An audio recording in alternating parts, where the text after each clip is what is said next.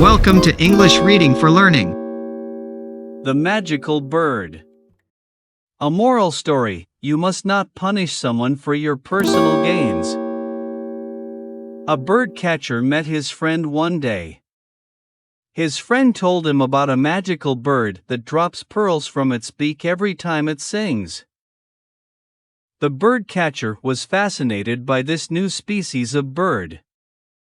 So he set out in search of the bird. At last, he found the bird and took it home. The bird catcher put the bird in a golden cage. He fed the bird, but the bird refused to sing. The bird catcher begged the bird and took it to the garden. But the bird still did not sing a single song. The disappointed bird catcher gave the bird to the king. The king immediately opened the cage and set the bird free. To the bird catcher's surprise, the bird began to sing and showered pearls on the king. The king said, "You should have set the bird free to gain its loyalty."